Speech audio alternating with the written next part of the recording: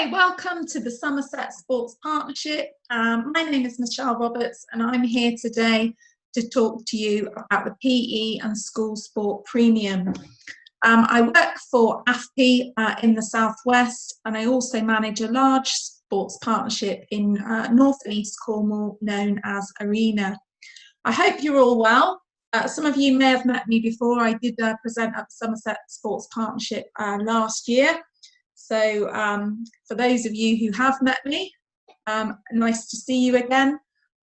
Just to let you know that this is pre-recorded, so I won't be able to answer any questions live, but if you do have any questions, I will be able to answer them if you email me or contact me, and my contact details are at the end of this presentation. So I've been asked in this workshop to answer two key questions. The first one being, how can we use the PE and school sport funding to maximum effect during the current restrictions? And what is expected of a PE lead by Ofsted regarding effective use of the PE funding? So hopefully by the end of this session, you will be more informed on those areas, and hopefully you'll gain some insight into the current funding and what might be expected by Ofsted. So we are aware now that we are in the post-COVID recovery curriculum. Most schools now have got recovery curriculums in place. We are also aware that there has been an increase in inactivity amongst children. Hopefully during the autumn term that was addressed to some extent, but we do know that some children have got low self-esteem, their anxiety levels have increased. Many of you will have had social distance PE in place, and really around managing equipment and spaces has been key to effective teaching of social distance PE. And many of you will have had outdoor PE lessons predominantly since March, and I know many of you will also have an underspend with the PE premium, carrying it forward into this academic year. And it's how really can you use some of that underspend to support your recovery curriculum and ensure PE is at the heart of any recovery curriculum in schools. So what we would encourage you to do at the moment is to think about PE, school sport and physical activity in what we're calling a temporary COVID world. It doesn't feel very temporary, I know, at the moment, because it feels like you just get started, then you stop again, and we're very much in this start-stop situation. But if you have got the time, now is the time really to take a look at your PE plan and carry out a self-review of that plan. Now you have maybe got a little bit more time than you would have normally, although we do appreciate, you know, some of you would balancing working with key workers, doing home learning, and also producing things online for your own class. So we do appreciate that it is a difficult time. But if you do have any time, take a look at the 5 key indicators. Where would you say your areas of strength are on those PE 5 indicators, which we'll go through in a moment, and what areas do you perhaps need to improve? Is there any training that your staff could do or benefit from attending? There are a lot of online courses at the moment. I was considering recently maybe doing an online yoga course, because that's an area I've not got a lot of training in. So just thinking about an area where you or a member of your team perhaps would like to attend some online training, or planning and looking ahead to the summer term. What training could you possibly take part in during the summer term? Having a look at your curriculum. Is it broad and balanced? What schemes of work have you got in place? What assessment you are using? What risk assessments, because that all underpins that broad and balanced offer. And then we would get you to consider, what do you need to do for next half term? Have you not got enough home learning in place if schools don't fully return? Do you need to be looking at some better provision for your key worker and vulnerable children who are in school? How do you plan for that? And what do you need to consider for the summer term? You know, are there PE areas that you've not covered for maybe nearly a year? Dance and gym, for example, may not have been delivered for some time. Is that something that you might want to put in the summer term? Could you do dance in the outdoors, for example? So all those things to just consider when you're looking at PE and school sport going forwards. So these are the 5 indicators I was referring to. When you're planning for your PE and school sport, you don't need to cover all of these indicators in 1 year, but it may be now that we're 2 or 3 years into the funding that there might be areas that you've covered more than others. So for example, it may be that the 30 active minutes is in need of a review. You might have got your staff well trained, and CPD may well have been in place. It may be that you need to look at alternative sports and alternative activities, particularly going into the summer term. So have a look at those indicators and review where you think your PE is in school in relation to those indicators. This next poster is freely available to download from the AfPE website, and it provides a really useful tool for really thinking about PE, but also those areas that underpin PE, such as cognitive well-being and physical well-being, alongside emotional and social well-being. So having a look at, we've already spoken about the effects of COVID and that has had on children, but how can we address that? What curriculum can we put in place to address some of these areas? Do we have some goal setting and personal challenges to try and build their confidence? And can we have some team challenges to look at social well-being? Some children, I know we found when we returned in September, there were some year groups that really struggled to work together, having had nearly 5 months out of school. So maybe in the summer term, team building, problem solving and working together is an area you might really want to consider, because we know particular year groups, year 1 for example, in year 4, I was working with those children and they really could not work together. Individual tasks they were absolutely fine at, but actually working together was proving problematic. So it's an area that perhaps you might want to address.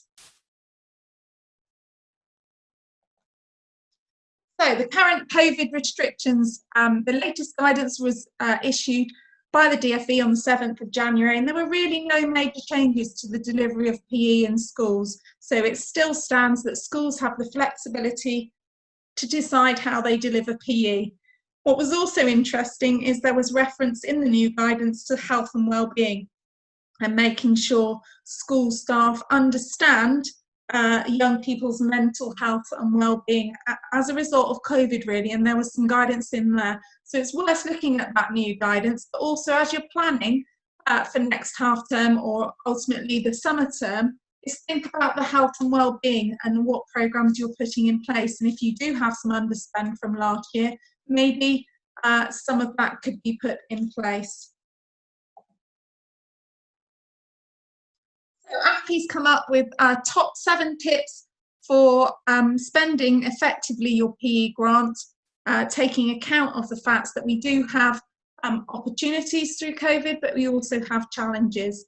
So we've already talked about trying to ensure that your staff are qualified and trained and confident in delivery of PE. Some of you will still be using providers in these times. Some of you may struggle to use providers, but if you are using providers in your schools, trying to ensure that they are training a TA or a teacher, so there is that upskilling and sustainability taking place. So thinking about whole school improvement, can we think about, we mentioned children who might be anxious or have lost confidence. Can we put a programme in place to address particular target groups which might help that whole school improvement? So you might have a girls active club, for example. You might have some health and wellbeing workshops during the summer term to help improve self-confidence, self-awareness. So really targeting some of those whole school improvement areas. Outdoor learning is a third top tip.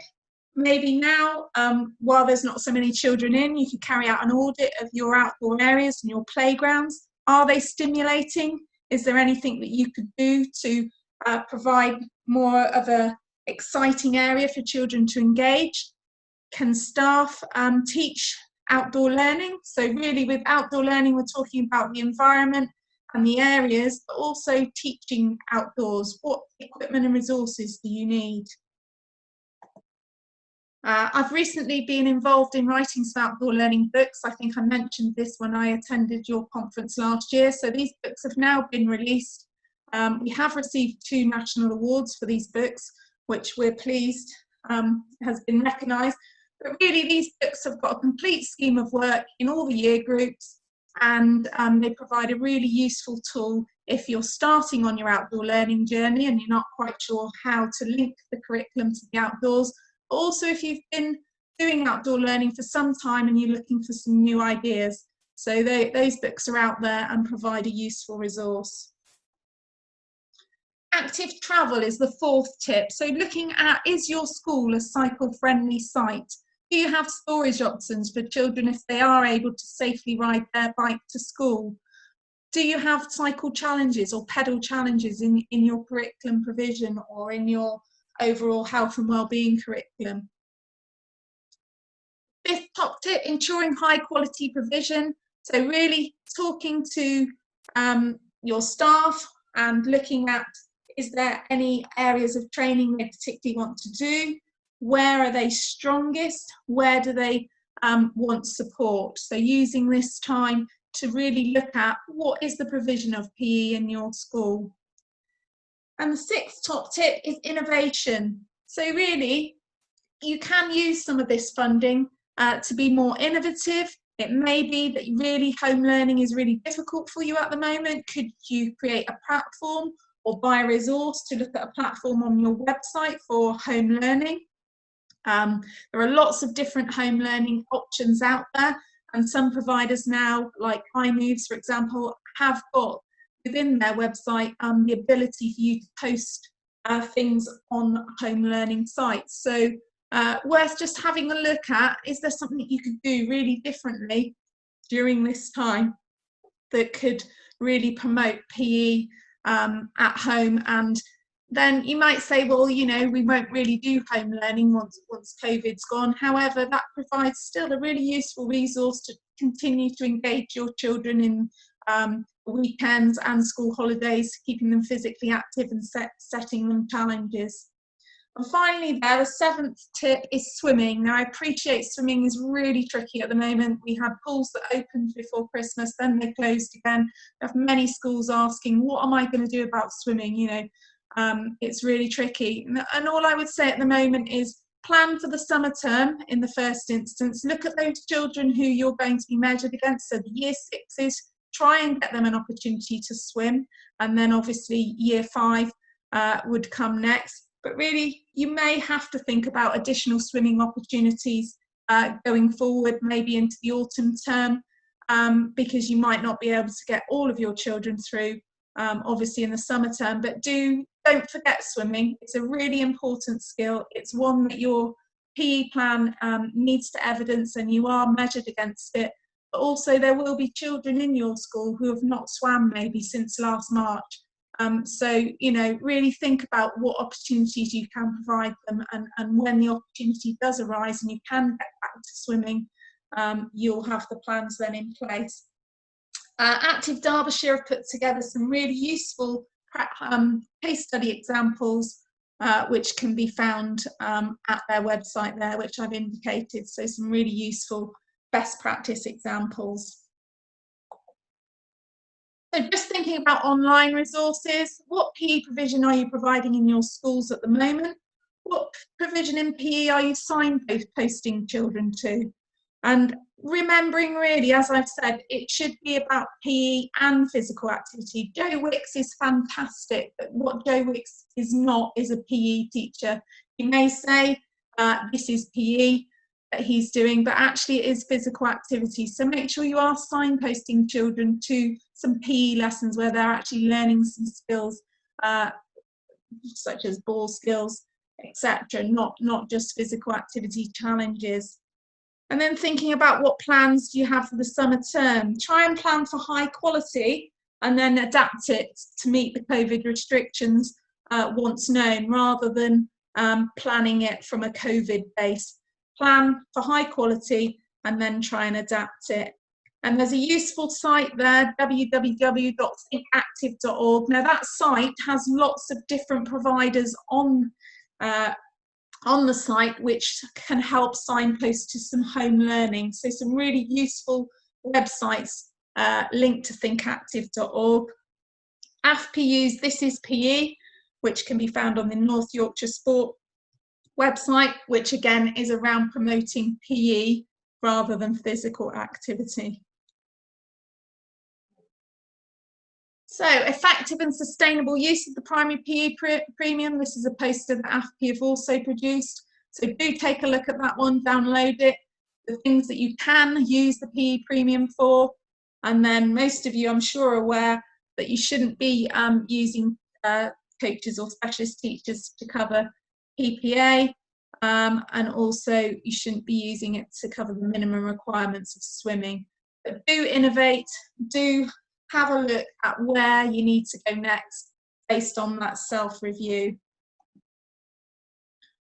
So we're talking about with the primary and PE sports premium, trying to make additional and sustainable improvements, okay, to add to what the school already offers. And the national curriculum and the PE sport should complement each other. So if you are doing introducing an alternative sport, for example, you might introduce fencing or boccia, and then can you then run an after-school club in that sport? So complementing the two, really. And trying to look at building capacity and capability within the school. It's really tricky at the moment because obviously staff training is minimal and you're not, some of you, able to get those external providers in to maybe upskill some of your staff. But have a look at, can you develop your site during this time? Can you look at your playground? Can you look at some of your equipment, which are things that don't necessarily involve people coming in onto your site? AfPE has put the a new reporting template up for primary PE, which you can download free of charge from their website. So do use that. It is a useful tool for reporting your PE premium grant on. And the PE plan, we'll take a closer look in a moment, but you have got 3 areas that Ofsted will be particularly looking at: intent, implementation and impact, intent and impact. And you can see there who's responsible for those areas. So it's really making sure that senior leaders are signed up to what that intent, what are you trying to achieve through PE? How are you delivering that? What impact is it having on the pupils?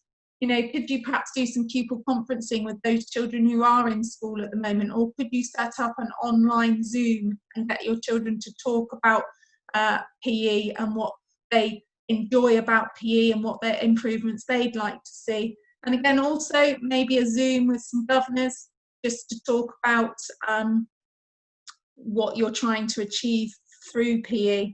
So appreciate time is precious at the moment, but it is important to make sure governors are on board at the moment. And governors, I'm a chair of governors, and although I'm really busy, I know some of my governors are feeling a little bit unloved at the moment, should I say, because you know, it's very difficult for them. And I just had some governors training this morning, and one thing that a school had done was to get a group of children in the head teacher's office and talking to some governors on a Zoom call and doing some pupil conferencing. And that really helped those governors, because at the moment they feel perhaps that they haven't got a role in schools, although it's still very important. So do include your governors. This is another useful tool to looking at the framework for Ofsted. So we're talking about intent being curriculum design. Implementation is all your delivery, and then what difference are you making around that impact? And if we think about behaviour and attitudes, so thinking about what changes are some of the programmes that you're delivering making to their attitudes towards learning, their behaviour, their attendance, how's that helping with healthy living? But underpinning all this is that leadership and management. So making sure you have a clear vision, What's the role around staff development? Do staff have the opportunities to develop themselves? So a really useful tool there. Now this slide shows an example of the AfPE development plan, which you can download. So we've got some examples there of intent, implementation and impact. So this one's around whole school improvement. You can see there you're introducing outdoor learning to raise confidence and self-esteem in pupils, delivering it to 8 pupils, so a small group, to build their confidence. And basically the evidence and the impact will come through their attendance, and you can get some pupil conferencing in there. And you've upskilled a TA who has been involved in those outdoor learning sessions, which may have been provided by an external provider. That TA can then look to cascade that training to other members of staff. And again, celebration assemblies, another one to help raise the profile of PE in school sport. And then over here, wider impact as a result of these areas. So pupils taking part are more ready to learn, attendance in school has increased. So you can see there, your intent is very much about what is it you're trying to achieve. So here we're trying to raise the self-confidence of pupils. Implementation, how are we going to deliver it and how much does it cost? And then your impact is what difference has it made? Okay, so that gives you an example there of how we've evidenced the delivery of PE in school. So intentions, how did you decide on these? So what were the reasons behind what you were trying to do? Implementation, which will include costings, and impact is what difference you've made. So remember, impact is about the pupils, not teachers. So it's really about what difference has it made. So if Mrs. Brown has been on a gymnastics training course, she may feel upskilled, but what difference has it made to the teaching she's now doing? Include some benchmark data. So it may be that you've got children who are not attending an after-school club. So it may be 30% of children in your school do not attend after-school clubs. You then put on a range of after-school clubs and there is an increase. So that's the difference it's made. Now, appreciate that after-school clubs may be difficult at the moment, so maybe you need to look at lunchtime clubs. I know quite a few schools are doing lunchtime clubs as opposed to after-school clubs at the moment. When you're writing your plans, think about qualitative as well as quantitative data. So really it's numbers as well as that softer data around behaviour, attitudes to learning. Also make sure in your plan to include activities that have cost nothing or have been funded internally, because that's still taking place and it's still making a difference. And also be clear and concise about your sustainability strategies. So next steps, as well as this is why this is sustainable. And looking at what's the value added and connecting it to other areas of the curriculum as well is very important. So quantitative data, as we talked about, is that softer data, not necessarily about numbers. So we've put together here some of the language that you could use and also what you're looking at in your impact as to what that might look like if some of your programs have made a difference. So being coachable, being prepared, all of those are qualities that should be there if the programs you've implemented are starting to make a difference. So we have been asked on what you do around non-delivery due to COVID. We were hoping this year that wouldn't be an issue, but unfortunately we're now in a stage where this term it may be things that you've had planned have not been able to take place. So really in your plans you just need to look at what your intention will be with the funding going forward. When will you be able to deliver the activity, or when are you hoping that you might be able to? Do you need to change the activity? So if it's not going to be achievable, there is no reason why you can't change it. But think smart. Summer term is no doubt going to be a very busy time. So don't set yourselves up to deliver an all singing, all dancing programme in the summer term, then you may have pressures coming in from elsewhere. So just think small, measurable, realistic targets. And you do need to make sure if you did have any underspend from 2019-2020, that is reported on your plan, known as the COVID underspend, by March the 31st, 2021. So just signpost, say you had £3,000 underspend from last year, what have you spent that on in these last two terms, and how you've accounted for it. So if we look at what the plan might look like if you're reporting on COVID underspend or things that can't take place. So for example, introduce a health and wellbeing club in the summer term. Due to COVID-19, this could not take place. So it's now intended that the club will take place in the following summer term. So this is relating to last year, but it's just saying when you hope to do it, who's going to be involved. And so you've got a health and wellbeing week there as well. Couldn't take place in the summer term. So we're going to have weekly workshops going forwards rather than a health and wellbeing week. So it's just maybe adapting, changing what you're planning to do, or changing the activity completely. And there's absolutely nothing wrong with that. Just pop it in your plan and explain why. So we often get asked about the deep dives. Ofsted are not taking place at the moment, but the plan is that they could take place in the summer term. Just to make you aware, 17% of all primary deep dive inspections in 2019 to 2020 were in PE. Now, some of that is because head teachers and subject leaders have chosen for that to happen. Some of it is obviously Ofsted asking for that. So it will be a mixture. But I think some schools choose PE because, unlike other foundation subjects, you have got a lot more evidence. So how would you prepare for a deep dive in PE? What you'd need to look at is curriculum coverage. Check your plans and make sure that they provide a picture over time of the subject.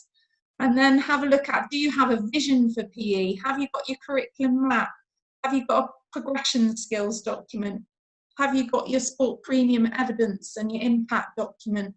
What's your physical activity policy? So really it's about making sure that you've got all that evidence in place.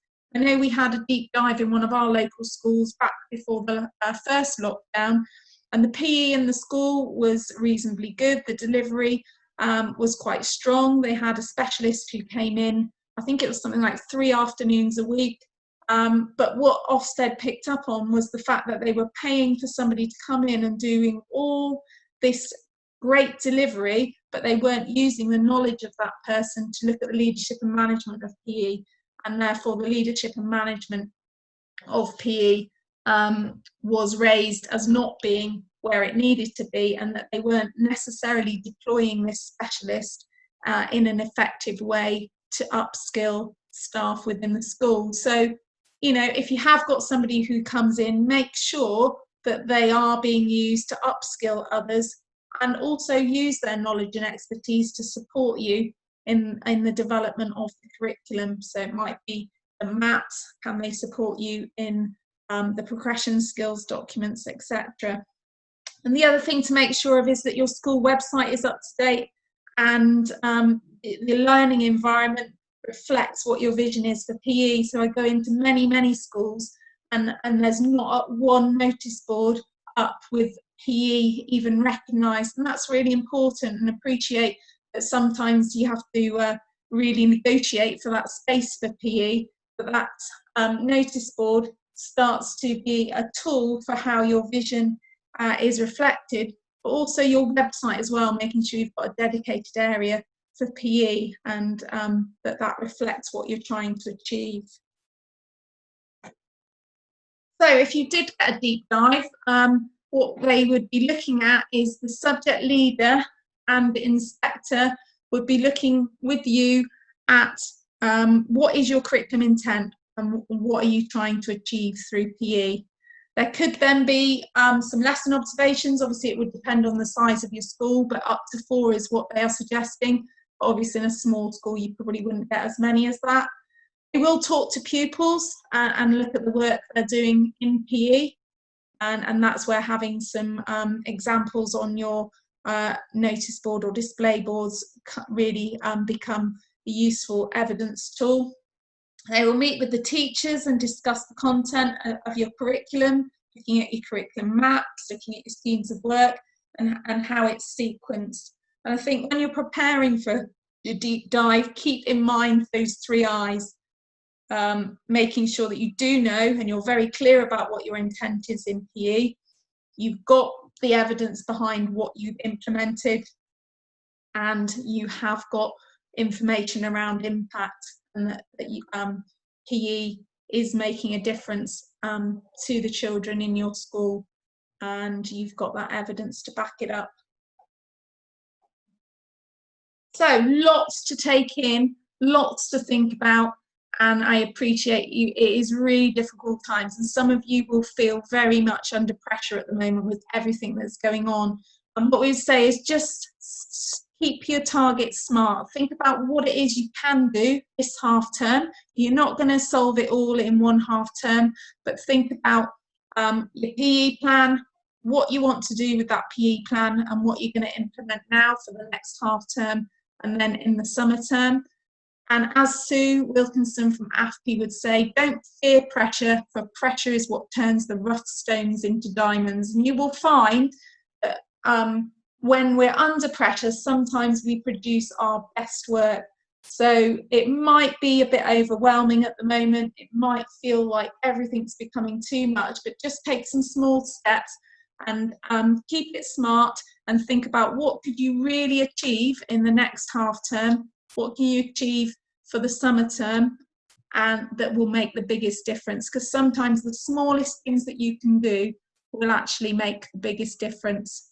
And I'm sure that you will work really hard, I know, over the next couple of terms to ensure that your children are getting a high quality PE experience, whether that's online or whether that is in your schools. So wish you the very best of luck. If you do have any questions, please don't hesitate to contact me, and I'll do my very best to answer them. Stay safe, and there's some further links there of the posters that I've referred to in this presentation. And do visit the AfPE website, because there are a lot of free resources there that you can download.